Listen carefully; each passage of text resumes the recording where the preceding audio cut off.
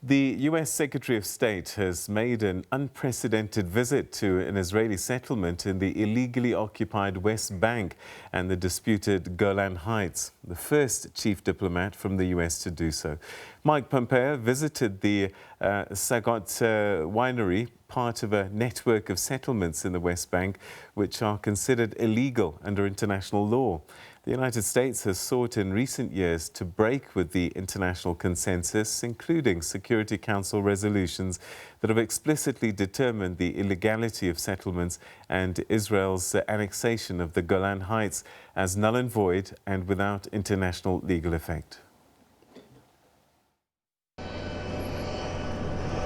With Pompeo's visit a reaffirmation of Washington's position that it no longer considers settlements illegal, despite a 2016 Security Council resolution reaffirming them as a flagrant violation under international law and without legal validity. Today I'll get a chance to visit the Golan Heights. The simple recognition of this as part of Israel, too, was a decision President Trump made that is historically important and simply a recognition of the reality. During the Trump administration, America stands with Israel like never before. Indeed, the commitment we've made, the ironclad commitment we've made to the Jewish state, will continue.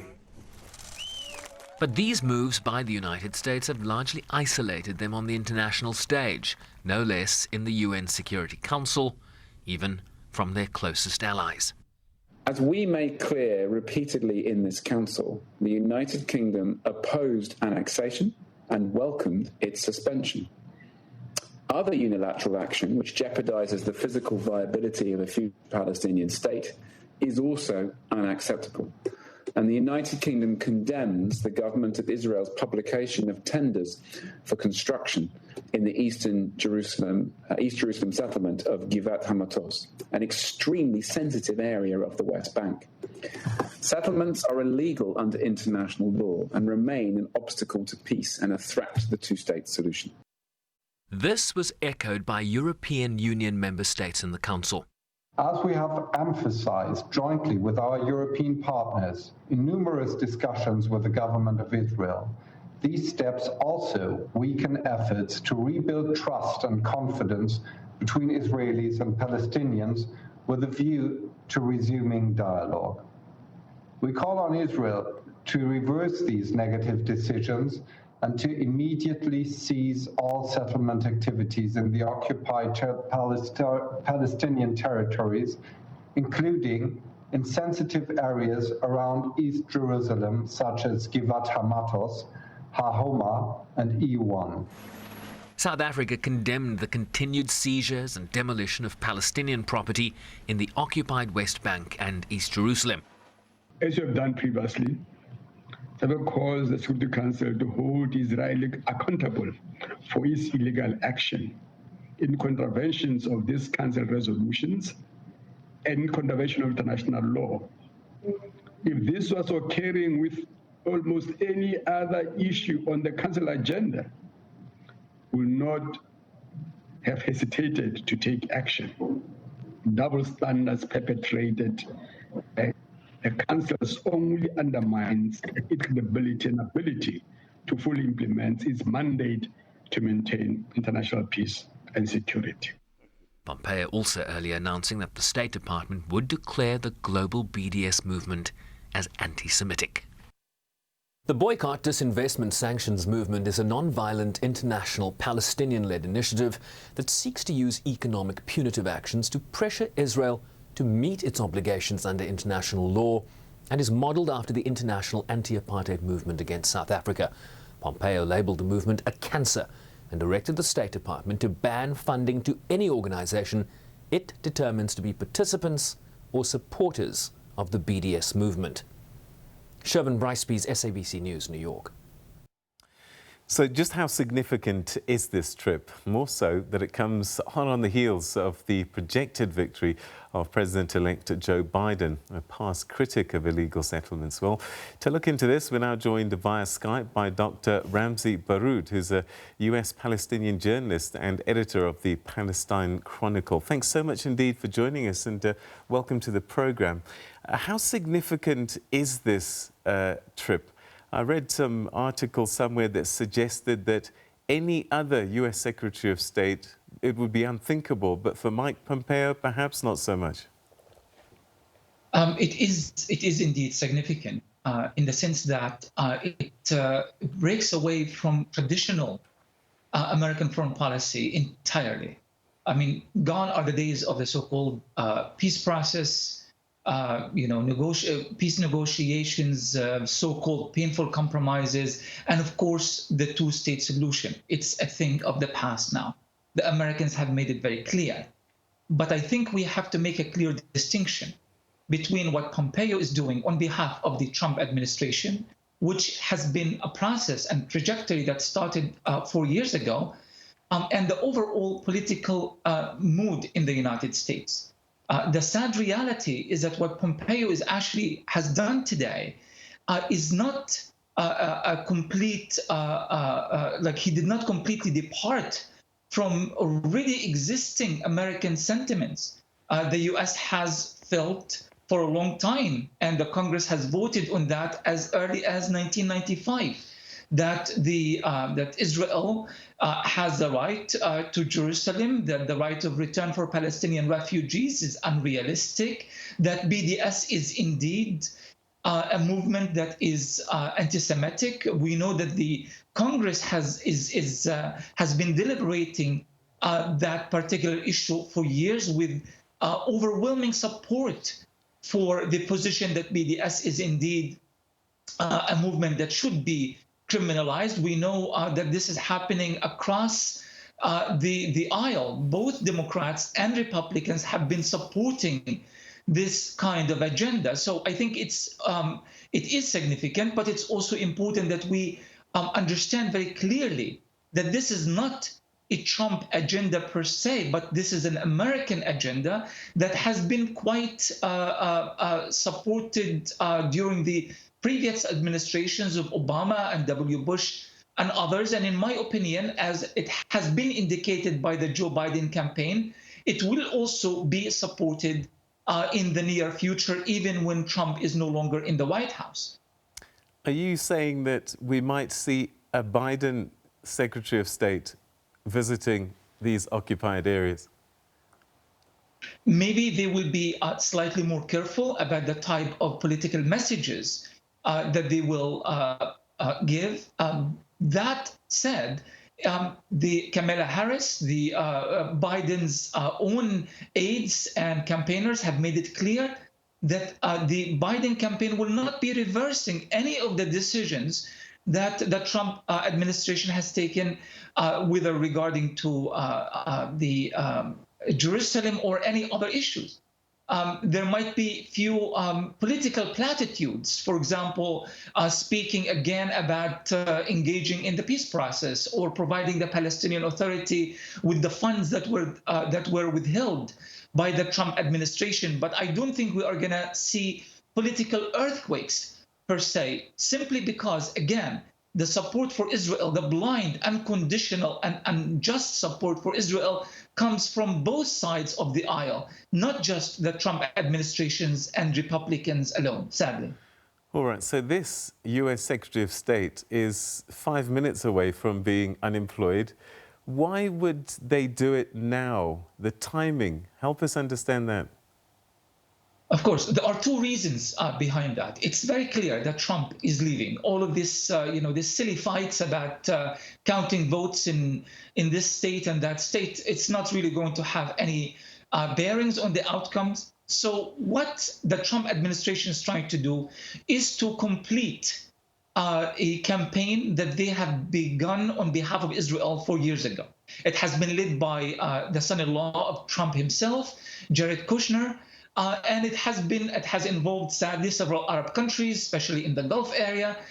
So they are working diligently and efficiently to give Israel everything that the right-wing government of Netanyahu has demanded. So they are running against a very intense schedule to meet all expectations.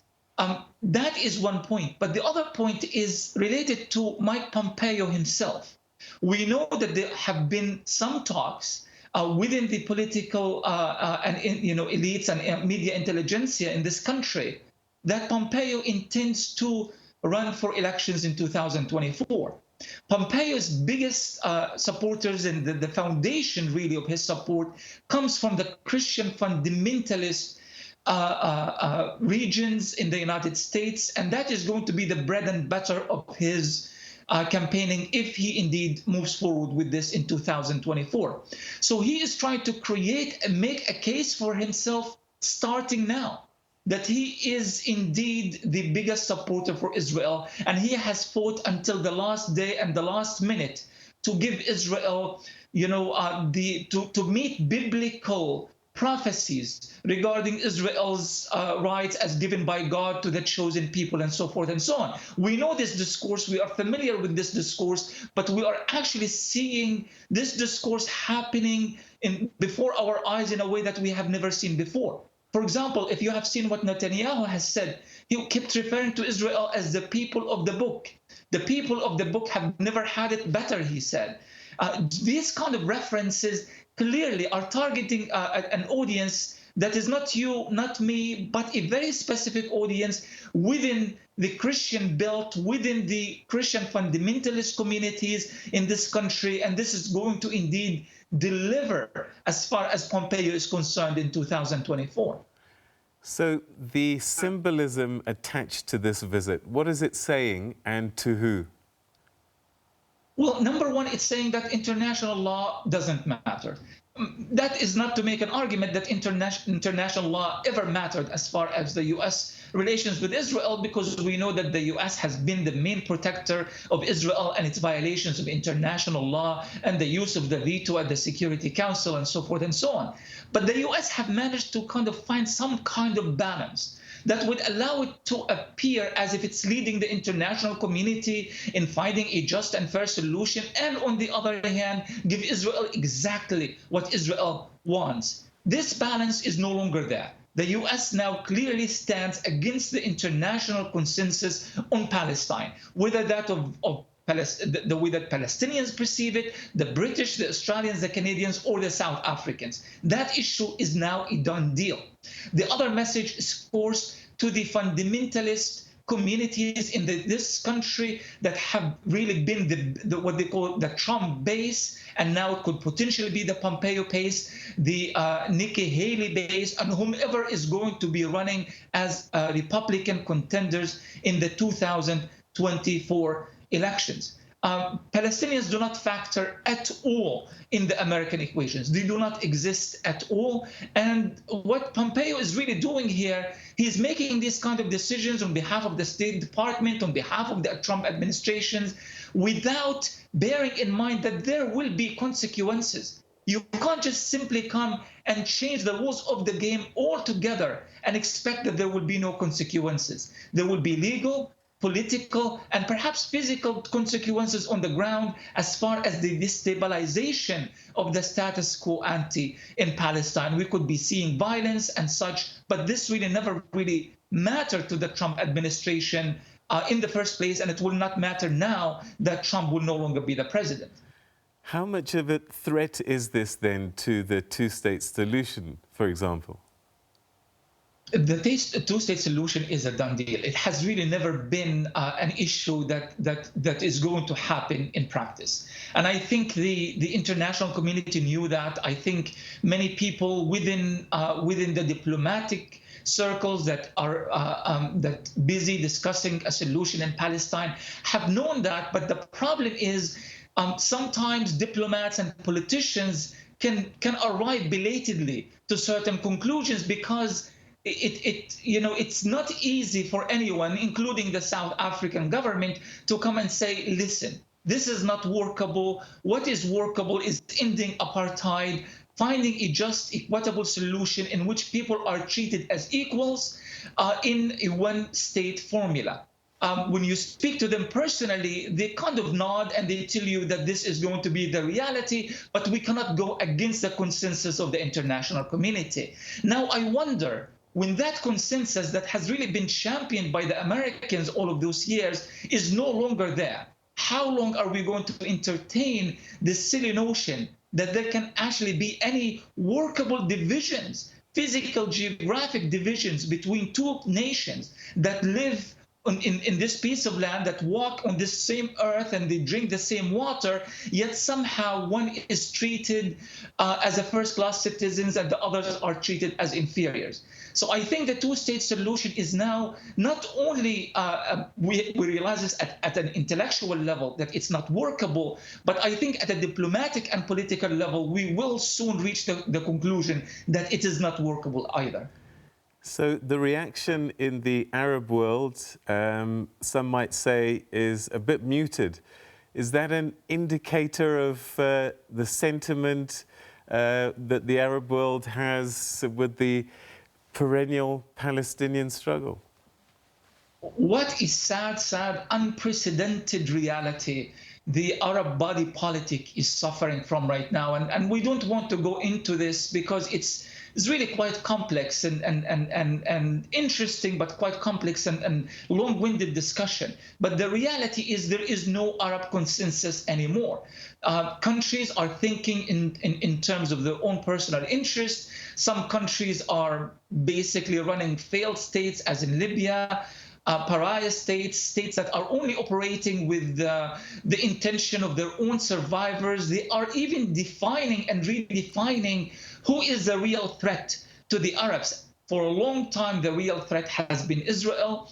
Arab regimes have decided now the real threat is Iran for some reason, although the Arab people vehemently disagree with that diagnosis. But in actuality, Palestinians can no longer rely that there is a unified Arab position regarding Palestine, especially when you have the Bahrainis, just as of yesterday, were not in Tel Aviv, but in Jerusalem itself, wining and dining with the Israelis, signing economic investment deals, and while the Palestinians just few miles away being caged behind apartheid walls and fences and treated really treated as if animals under the most harsh and difficult circumstances. So very little expectations could be placed on Bahrain or Emirates or anyone else in that regard.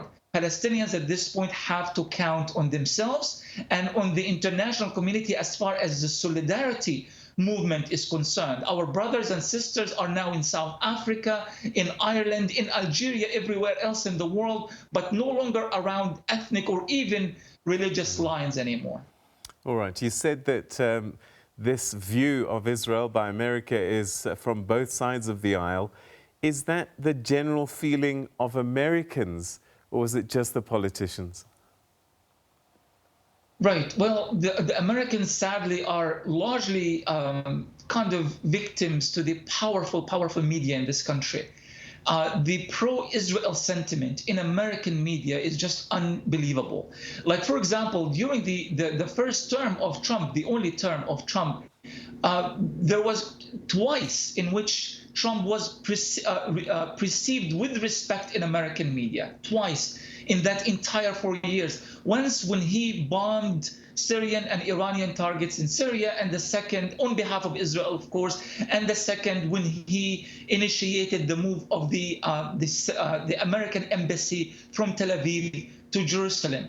There was very little criticism of that move, and if any criticism existed in mainstream media, it was quite muted. So we don't really see any real questioning of the Trump administration when it comes to policies regarding the biases regarding Israel and Palestine. And as a result, most Americans are quite uninformed. All efforts to try to balance out the media bias and the massive propaganda machine on behalf of Israel kind of really often falls short because there is a very focused campaign that has been taking place for many years here involving the government and the media to pretty much brainwash Americans who don't even know who is occupying who is racist against who, and so forth and so on. So as a result, you are not going to see a massive movement. Yes, we have been witnessing a lot of changes, especially at the academic circles and such, but not enough that is going to challenge this incredible bias on behalf of Israel, neither in government nor in media. All right, and that's where we'll leave it. Very complex situation, one that is not going to be solved anytime soon. Thanks so much indeed for your insights, Dr. Ramzy Baroud. Thank you for having me, Peter.